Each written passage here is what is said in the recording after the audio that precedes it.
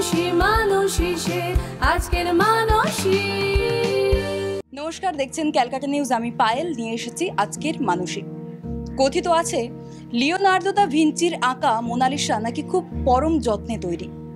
আজও সেই সৃষ্টির চর্চা প্রচলিত, কিন্তু আমাদের মোনালিসা পেয়েছে সমাজের উপেক্ষা, কাছের লোকেদের থেকেই আঘাত পেয়ে গেছে ক্রমাগত, তবুও স্বপ্ন দেখা ছাড়েনি। এটি শিল্পীর মোনালিসার গল্প নয়, এটি একটি অতি সাধারণ মেয়ের গল্প। ছোটবেলা থেকে ভাগ্যে জুটেছে শুধুই অবহেলা। পাথরের ফুল ফোটে, পাপড়ি মেলল সাধারণ মেয়েটা। আমি মোনালিসা ঘোষ, এটা আমার গল্প। মোনালিসা ছোট থেকে কিভাবে বড় হয়ে ওঠা তোমার? ছোট থেকে বড় হয়ে ওঠা বলতে ফ্যামিলির সাপোর্ট, পারিবারিক, তারপর পারিপার্শ্বিক সমস্ত রকম সাপোর্ট, যেমন অ্যাকচুয়ালি একটা মেয়ের হয় আর কি। একটা মেয়ে আমাদের সমাজে যেরমভাবে তৈরি হয় ছোট থেকে, যে এটা করা যাবে না, ওটা করা যাবে না, এরমভাবে চলা যাবে না, ওরমভাবে বলা যাবে না, তো সেইভাবে বড় হয়ে ওঠা। আর ফ্যামিলির সাপোর্ট বলতে মা বাইরেই কাজ করেছেন, মা ওয়ার্কিং ছিলেন, তো সেরমভাবে আমাদেরকে সময় দিয়ে উঠতে পারেননি। সেরমভাবে মেন্টাল কানেকশান ফ্যামিলির কারোর সাথে মানে তৈরি করে ওঠা হয়নি, না হয়েছে আমার ভাইয়ের, কিন্তু তবুও ফ্যামিলি, সেটা কিছু বলার নেই। তবে আমার মা ছোট থেকে অনেকটাই, মায়েরা যেরকম করে কষ্ট করে বড় করেছেন, কিন্তু মেন্টালি যে একটা অ্যাটাচমেন্ট সেটা তৈরি হয়ে ওঠেনি। ছোটবেলাটা যেমন কাটার কথা ছিল তেমন আর কাটল কই। মায়ের আঁচলের আশকারাটুকু জোটেনি। প্রেমহীন জীবন কতটা অসহনীয় হয়ে উঠতে পারে তা ছোটবেলাতেই বুঝে গিয়েছিল মেয়েটা। নিজের ব্যবসাটা শুরু কিভাবে? শুরু বলতে আফটার বেবি আমি একদম ডিটারমাইন্ড হলাম যে না, এবার আমাকে স্টার্ট করতেই হবে। 7 বছর আগে শুরু করেছিলাম 20 টাকা দিয়ে। হ্যাঁ, একদমই তাই, 20 টাকা দিয়ে শুরু করেছিলাম বিজনেস। আর বাড়িতে কিছু সুতো পড়েছিল, অযাচিত সুতো, যেগুলো কারোর প্রয়োজন নেই, তবে নতুন, সেটার মধ্যে পুঁথি দিয়ে এটা ওটা দিয়ে খুব কম রেঞ্জে 20 টাকা করে ইয়াররিংস সেল করেছি। তো সেইখান থেকে স্টার্ট আপ। তারপর হলো 20টা করে নিয়ে গেছিলাম জুয়েলারির। খালি যেটা কেনা ছিল না সেটা হচ্ছে ওই আঁকশিগুলো, ওইগুলো গিয়ে দোকানে গিয়ে কিনে এনেছি, মানে আমাদের হাতিবাগানেই পাওয়া যায় আর কি। তো সেইখান থেকে কিনে এনে স্টার্ট করা। তো তারপর আস্তে আস্তে আস্তে আস্তে আস্তে আস্তে সেটাকে মানে 20টা থেকে 100টা থেকে 1000টা রেগুলার বেসিসে নিয়ে বেরাতাম। যা সেল হতো না হতো বাড়ি চলে আসতাম। তারপর শুরু করার পর আজকে ঘুরে ঘুরে আমি আগে আমি করতাম প্রিন্সেপ ঘাট, ইলিয়ট পার্ক, সমস্ত জায়গাতেই করতাম, কিন্তু সব জায়গা থেকে একটা বারণ চলে আসে আর কি, এখানে করা যাবে না, এই প্রেমিসিসে করা যাবে না, সবাই বারণ করে দিয়েছিল। ইভেন মোহরকুঞ্জ পার্ক, সব জায়গা থেকে বারণ এসছিল, কিন্তু তবুও ইভেন যেখানে করছি নন্দন, সেখানেও বারণ আসে, এখনও আসে।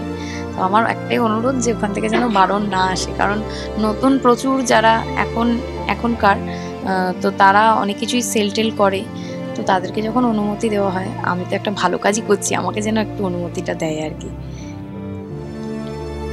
শ্বশুর বাড়িতে যখন এলে তুমি বলছো যে শ্বশুর বাড়ি আসার পর পড়াশোনাটাই বন্ধ হয়ে যায়, তাহলে সেখান থেকে ব্যবসা চালানো কম চ্যালেঞ্জিং তো ছিল না? না, কম চ্যালেঞ্জিং ছিল না, তবে সেই চ্যালেঞ্জটাকে ফেস করতে হয়েছে। এমনও দিন গেছে মানে পারিবারিক ঝামেলায়, পারিবারিক অশান্তিতে নিজে গুমড়ে ঘরের ভেতর, যে ঘরে এতক্ষণ আমরা বসেছিলাম, একমাত্র হয়তো ওই ঘরের দেওয়ালের ইটগুলো জানে যে আমি কতটা কষ্ট পেয়েছি, মনে কতটা সাফার করেছি। আয়নায় দেখতাম আর নিজের গালে নিজে চড় মারতাম যে কেন আজকের দিনের পরিস্থিতির জন্য শুধুমাত্র হয়তো আমি নিজেই দায়ী, নিজেকে মারাত্মক দোষারোপ করেছিলাম। তবে এইগুলো ছিল স্ট্রাগল। তারপর একটা দিন কাঁদতে কাঁদতে, একটা বলে না রাতের পর একটা সূর্যোদয় নিশ্চয়ই হয়, সেই সূর্যোদয়ের মতনই চোখটা খুললো। ভাবলাম না, শুধু কাঁদার জন্য আমি জন্মাইনি। একদিন ভাবতে হলো নিজের কথা, সকল প্রতিবন্ধকতা ভেঙে এগিয়ে যাবার কথা, কিন্তু একটা মেয়ের পক্ষে কি বিষয়টা অতই সহজ? পা টেনে ধরবে না সমাজ? দেশি কাঁকড়া নীতিতে চড়াও হবে না মেয়েটার উপর? তুমি তো বললে যে মেনলি সন্ধেবেলা বিকেলবেলা করে তুমি নিজের জিনিসপত্র বিক্রি করতে যাও, তো সেই সময় সন্ধেবেলা বাড়ির বউ বাইরে বেরিয়ে যাচ্ছে, সেই নিয়ে তো পাড়া প্রতিবেশীর অভিযোগ থাকে অনেক কিছু। তোমাকেও কি সেই সব কিছুর সম্মুখীন হতে হয়েছে? সম্মুখীন তো হতে হবেই, যেহেতু বউ, যেহেতু পাস্টে আমি একজন মেয়ে হিসেবে ফেস করেছি, তো আমি যে বউ হিসেবে ফেস করবো না এটা ভেবে নেওয়ার কোনো কারণ নেই, অবশ্যই করতে হয়েছে। কখনো কখনো তো এমনও হয়েছে যে কাজ সেরে বাড়ি ফিরতে অনেক রাত হয়ে গেছে, সেক্ষেত্রে তোমার নিরাপত্তা নিয়ে ভয় বা যা কিছু নিয়ে ভয়, সেক্ষেত্রে তুমি নিজেকে কি বোঝাও? সেক্ষেত্রে আমি নিজেকে বোঝাই যে যাই হোক চিৎকার করতে হবে, গলা ফাটাতে হবে। আর আমি বলি সবকটা মহিলাদের উদ্দেশ্যে, তোমরা চেঁচাও, তোমরা আস্তে করে শান্ত হয়ে থেকো না। কোনো মেয়ের থাকা উচিত না, যারা বলে না যে মেয়েরা একটু শান্তশিষ্ট ভালো, একদম নয়। মেয়েরা একটু দাপটি, দামাল ভালো, দস্যি ভালো। ভরসা একমাত্র কোলের এক রত্তি ছেলেটা। ছেলেটাকে বড় করতে হবে, ডাক্তার, ইঞ্জিনিয়ার কিংবা ক্রিকেটার যাই হোক না কেন, প্রকৃত মানুষ করতে হবে ছেলেটাকে। ছেলে তো এখন বড় হচ্ছে আস্তে আস্তে, ছেলে দেখছে যে মা নিজের অধিকারের জন্য লড়াই করে চলেছে, 7 বছর ধরে একটু একটু করে নিজের ব্যবসাটাকে দাঁড় করানোর চেষ্টা করছে। সেক্ষেত্রে ছেলে তোমাকে দেখে অনুপ্রাণিত হয়ে বড় হচ্ছে, কিন্তু তুমি কি চাও ছেলে কিভাবে বড় হয়ে উঠুক, বড় হয়ে কি হোক? আমি চাই আমার ছেলে বড় হয়ে ডাক্তার, ইঞ্জিনিয়ার হোক বা না হোক, আমার ছেলের সাথে যখন দুটো মেয়ে হাঁটবে তাতে যেন অ্যাটলিস্ট আমার ছেলেকে তারা দেখে সেফ ফিল করে। ইভেন শুধু আমার ছেলে যখন রাস্তা দিয়ে হাঁটবে তাতে করে যাতে রাস্তার লোকে এটা মানে মহিলারা এটাতে সেফ ফিল করে যে হ্যাঁ হৃদয় যাচ্ছে, কোনো অসুবিধা নেই, কোনো বিপদ হলে আমি হৃদয়ের কাছে যাব। ভবিষ্যতে একটাই স্বপ্ন দেখে মোনালিসা, বাপের বাড়ি না, শ্বশুর বাড়ি না, একটা নিজের বাড়ি তৈরি করবে সে, সম্পূর্ণ তার নিজের বাড়ি। একটা মায়ের কর্তব্য অনুযায়ী ছেলেকে মানুষের মতো মানুষ করা তো দায়িত্বের মধ্যে থাকেই। তাছাড়াও নিজেকে নিয়ে তোমার ভবিষ্যতের লক্ষ্য কি?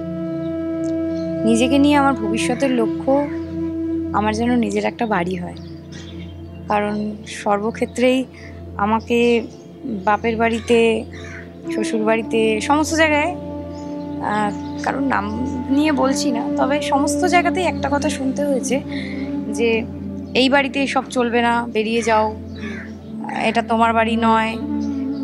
ঠিক আছে, তো আমার মনে হয় সব মেয়েদেরই শুনতে হয় এই জিনিসটা, কোনো মেয়েদেরই নিজেদের বাড়ি থাকে না। তো সেই জায়গায় দাঁড়িয়ে আমি চাই যদি আমার এই ব্যবসা ইমপ্রুভমেন্ট আমি ঘটাতে পারি, তবে আমি নিশ্চয়ই নিজের একটি বাড়ি অবশ্যই তৈরি করার চেষ্টা করব, যাতে সেই জায়গা থেকে, কারণ আজকে আমাকে যখন আমার বিয়ে হয়নি তখন আমি ছিলাম আমার বাপের বাড়িতে, আজকে এসেছি শ্বশুর বাড়িতে, কালকে ওটা স্বামীর বাড়ি, পরশু ওটা আমার ছেলের বাড়ি, কিন্তু আমার তো বাড়ি নেই। তোমার এই তিলে তিলে বড় করা ব্যবসাটাকে আরো বড় করতে এখন কি কি তুমি ভাবছো, পদক্ষেপ নিচ্ছ? পদক্ষেপ নিচ্ছি বলতে আমি এক্সিবিশনস করছি বিভিন্ন জায়গায় কলকাতার, অ্যান্ড এই রিসেন্ট 2টো এক্সিবিশন করেছি। নেক্সট এক্সিবিশন আমাদের ডায়মন্ড প্লাজাতে রয়েছে, তো সেইখানে করব 4 দিনের। অ্যান্ড আমার নিজস্ব একটা খুলেছি, ফেসবুকে পেজ ক্রিয়েট করেছি, তো সেই পেজটার নাম হচ্ছে মনস ক্রিয়েশন।